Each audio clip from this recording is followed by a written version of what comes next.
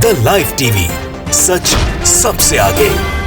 नमस्कार, आप देख रहे हैं द लाइव टीवी। आपके साथ मैं हूं भुवन शर्मा। दोस्तों, हाल में योगी को सीएम की कुर्सी से हटाए जाने का जो पूरा सीन बना था और उसके बाद कैसे आरएसएस ने ढाल बनकर मोदी को आंख दिखाई और योगी की सीएम की कुर्सी बचाई, ये सब कुछ हम हाल के दिनों में देख चुके हैं, समझ चुके हैं। मुख्यमंत्री का ताज तो फिलहाल योगी के सिर पर ही है, लेकिन क्या अगला चुनाव का चेहरा भी योगी आदित्यनाथ ही होंगे? इस सवाल पर जो जवाब हाल में यूपी के उप मुख्यमंत्री डिप्टी सीएम केशव प्रसाद मौर्य ने दिया, उसने एक नए राजनीतिक उथल पुथल की ओर इशारा किया है। और दूसरे शब्दों में कहें तो क्या केशव मौर्य को योगी अब कबूल नहीं, ये सवाल उठ खड़ा हुआ है। इस सवाल पर कि अगले विधानसभा चुनाव में पार्टी का चेहरा कौन होगा, केशव मौर्य ने जवाब देते हुए योगी का नाम लेने से वो बचते नजर आए। सबसे पहले आप केशव प्रसाद मौर्य उनकी बॉडी लैंग्वेज को इस बयान में देखिए। डिप्टी सीएम साहब,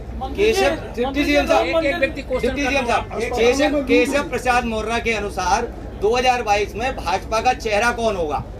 ये केशव प्रसाद तय करते हैं। कौन चेहरा होगा?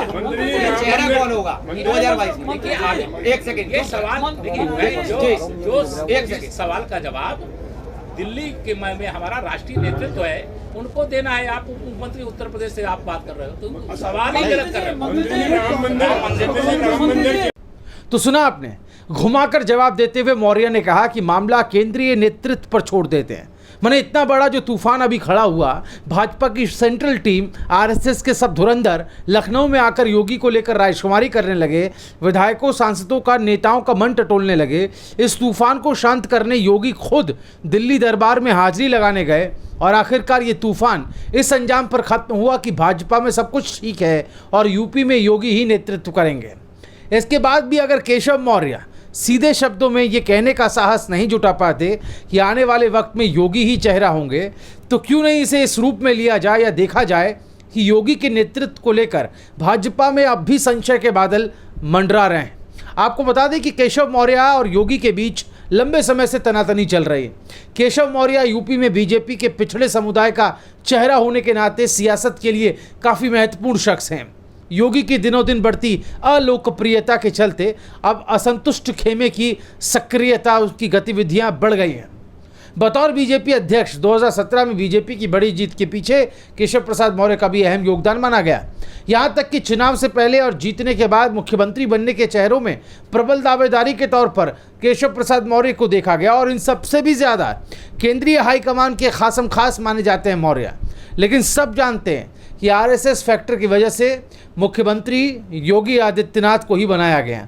कैसे पैराशूट से लाकर उनको यहाँ उनकी ताजपोशी की गई। अभी 5 दिन पहले कभी योगी सरकार के साथी रहे सुहेलदेव भारतीय समाज पार्टी के अध्यक्ष ओपी राजभर, जो कि अब पूरी तरह से अलग होकर योगी के खिलाफ ही मुखर हैं, उन्होंने भी कुछ यही बात कही थी। दोस्तों, एक टीवी चैनल से बात करते हुए राजभर ने कहा था कि बीजेपी ने पिछड़ों के साथ धोखा किया।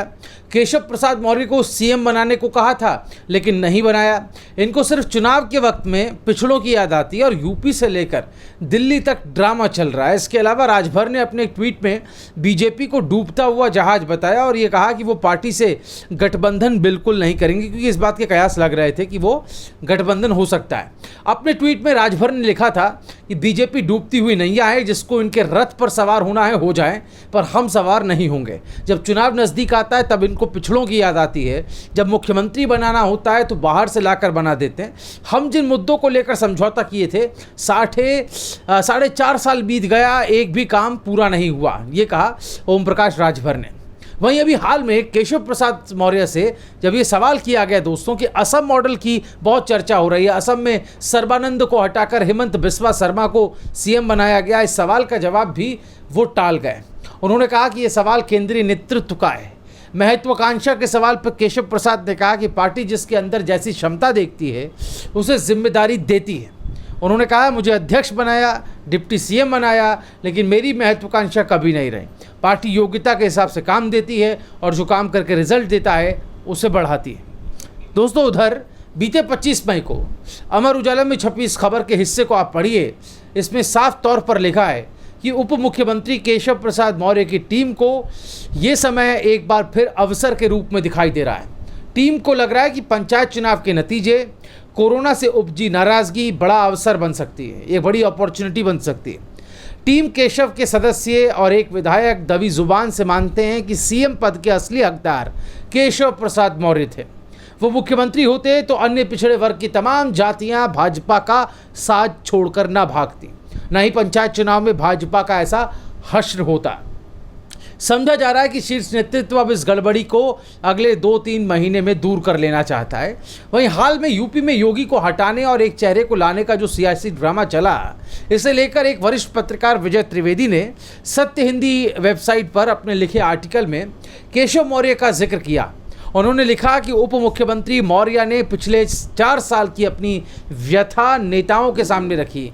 नेता मतलब बीजेपी के जो हाईकमान और आरएसएस के जो लोग आए थे, उन्होंने किस तरह सरकार ने उनकी उपेक्षा की ये बात रखी। अगले दिन ही लगातार से जब सत्ता में आए थे तब से ही ये खींचतान शुरू हो गई थी, वो लिखते हैं। और मुख्यमंत्री योगी ने कैसे उन्हें पंचम तल से हटवा दिया, उनका नेम प्लेट हटा दिया, इस बात का जिक्र उन्होंने अपने आर्टिकल में किया है। प्रधानमंत्री नरेंद्र मोदी को 2 बार सांसद बनाने और बीजेपी के लिए संसद में 2 बार सबसे ज़्यादा सांसद भेजने वाले उत्तर प्रदेश में बीजेपी का अंगद का पांव हिलने लगा है। क्या उसे प्रदेश में पार्टी के भीतर चल रहे राजनीतिक भूकंप से अपनी ज़मीन हिलने का एहसास हो गया है? क्या इस सबको ठीक करने के लिए यूपी में सीएम योगी आदित्यनाथ को बदले जाने की कवायद हो सकती है? ऐसे बहुत से सवाल हैं जिससे प्रदेश और केंद्र में बैठे बीजेपी नेताओं की नींद उड़ गई है। करीब 10 दिनों से यूपी बीजेपी में हंगामा मचा और 10 दिन से ज़्यादा दिनों से और पिछले 3 दिनों से लगातार जिस तरह से बैठकें हुई और समुद्र मंथन की कोशिश की गई, लेकिन अभी तक सिर्फ विष ही निकला है और उसको लेकर कोई नीलकंठ बनने को तैयार नहीं। ये विजय त्रिवेदी अपने आर्टिकल में लिखते हैं। साल 2014 के आम चुनाव से पहले फरवरी 2022 में यूपी में विधानसभा चुनाव होने और वो न केवल लिटमस टेस्ट हैं बल्कि उसे सेमीफाइनल माना जा रहा है। ये विजय त्रिवेदी ने, जो कि एनडीटीवी में आप इनको देखते रहे हैं अक्सर एक प्राइम टाइम चेहरे के तौर पर, अब वो जिस तरह से लिख रहे हैं अपने आर्टिकल में एक राजनीतिक विश्लेषक के तौर पर, वो ये काफ़ी कुछ बताता है कि उत्तर प्रदेश में जो लहरें हैं अभी भी तूफ़ान की जो लहरें हैं वो अभी भी शांत नहीं हुई हैं। वो अभी भी लहरें जो हैं हाई टाइड बन के देखने को मिलेंगी आने वाले वक्त में। और केशव प्रसाद मौर्य के जो ताज़ा बयान है जिसमें वो ये कह रहे हैं कि क्या योगी ही, जब उनसे पूछा पत्रकारों ने, आपको हमने वो बयान भी सुनाया, उन्होंने पूछा पत्रकारों ने कि क्या योगी आदित्यनाथ ही चेहरा होंगे, तो इस पर वो हम कहें कि सीधे तौर पर जवाब न देते हुए गोलमोल कर गए और ये कह गए कि ये नेतृत्व तय करेगा। मतलब अभी तक योगी आदित्यनाथ को अपना नेता मानकर चल रहे केशव प्रसाद मौर्य, क्या आप ये मानने लगे हैं कि ये वक्त आ गया है नज़दीक, जब आवाज़ उठाई जाए, जब तेवर दिखाए जाएं, तब जब अपने को नेतृत्व के तौर पर, दावेदार के तौर पर दिखाया जाए? ये क्या वक्त आ गया? ये केशव प्रसाद मौर्य ने अपने इस बयान से इंडिकेट कर दिया है। और इसकी भी संभावना है दोस्तों, राजनीति में संभावनाओं का ही पूरा खेल होता है। और अगर आप इसे इस तरह से देखेंगे कि योगी आदित्यनाथ को अगर बीजेपी ने पूरे इस घटनाक्रम के बाद, जो तूफान आया था उसके बाद, अगर ये फैसला किया आरएसएस और बीजेपी ने मिलकर कि योगी ही कमान संभालेंगे, तो एक बात आप नोट कर लीजिए कि केशव प्रसाद मौर्य जो हैं वो ऐसे बागी नेता के तौर पर आने वाले वक्त में उभरेंगे जो कि पिछड़ी जातियों का तो प्रतिनिधित्व करते ही हैं, जो बीजेपी के लिए कहें कि माइनॉरिटी, जो शेड्यूल्ड कास्ट और जो जातिगत राजनीति है उसके लिए बेहद महत्वपूर्ण फैक्टर हैं। अगर वो नाराज़ हो जाते हैं, बागी हो जाते हैं, तो आप इससे अंदाज़ा लगाइए कि बीजेपी को कितना बड़ा राजनीतिक नुकसान उत्तर प्रदेश में झेलना पड़ेगा, जहां वो अभी तक जातिगत समीकरणों को साधने की कोशिश कर रही है, जिसमें केशव प्रसाद मौर्य जो पार्टी के अंदर हैं, जो डिप्टी सीएम है वो तो है ही, दूसरा जो बागी हुए ओम प्रकाश राजभर जिनकी पार्टी सुहेलदेव भारतीय समाज पार्टी है वो, और अनुप्रिया पटेल जिनका हम जिक्र बार बार जो है रहते रहते आता है, जो भी हाल में पहुँची थी दिल्ली भी। तो अपने आप में ये बड़े महत्वपूर्ण सवाल हैं कि उत्तर प्रदेश में आने वाले वक्त में क्या होने जा रहा है। लेकिन इसके संकेत जो हैं उत्तर प्रदेश के मुख्यमंत्री, उप मुख्यमंत्री, डिप्टी सीएम केशव प्रसाद मौर्य ने अपने ताज़ा बयान में दे दिए हैं। इनके इस बयान को सुनकर, देखकर आपके मन में क्या ख्याल आते हैं, क्या विचार है, हमें कमेंट में ज़रूर बताएं। द लाइव टीवी, सच सबसे आगे।